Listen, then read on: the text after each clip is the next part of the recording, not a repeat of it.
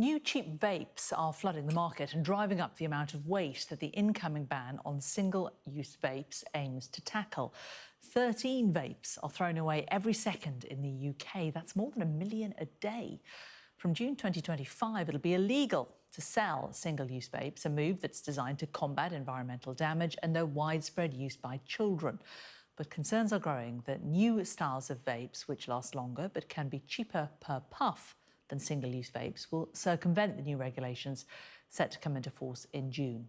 So-called big puff vapes can hold up to 6,000 puff per vapes, compared to single-use vapes, which average around 600.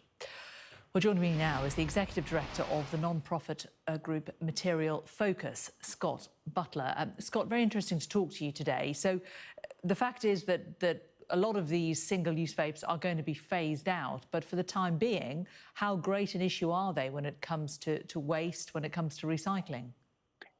So we've taken a look at all the types of vapes that are being sold, and there are various types, from your rechargeable and refillable ones, which are the ones that would be better for the environment because they have quite a long life, through the big puff vapes, which can be recharged, but eventually will run out of liquid, and then the single-use vapes, which are planned to be banned from the 1st of June 2025. And it's revealed that the numbers are still rising from when we first looked at this.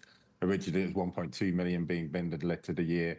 3 years later, it's now 8.2 million, as you said, 13 a second. And that's these vape devices are full of valuable materials like copper and lithium that we could use for the green tech future, but also the batteries within them pose major fire risks if they go into the wrong place. And that wrong place is currently being binned and littered, and that means it could be crushed on waste trucks, causing fires there, or at waste and recycling centres. So there's an environmental issue and a fire and a public safety issue as well.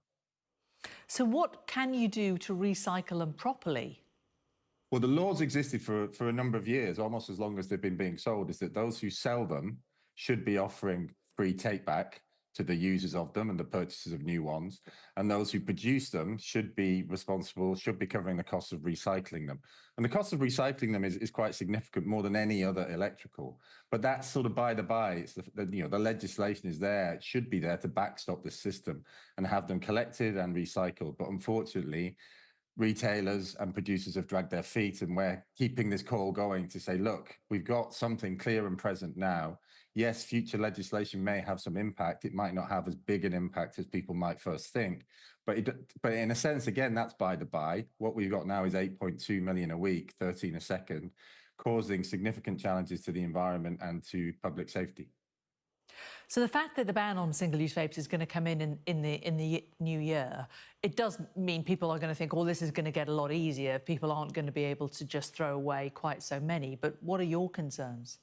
Well, we've had 3-4 years of disposable vape culture that's been born. These things were called disposable, which was a massive, in our interpretation, error in the first place, because it's given this notion that you can throw this thing away, which is actually full of valuable materials and poses major challenges to environment, wildlife, and, as I said, public safety. So without a big communication push, without take back being made much easier, so those who sell vapes taking them back. And it's not a niche industry. That's the other thing. This is on the high street now. It's supermarkets, it's convenience stores, it's petrol stations.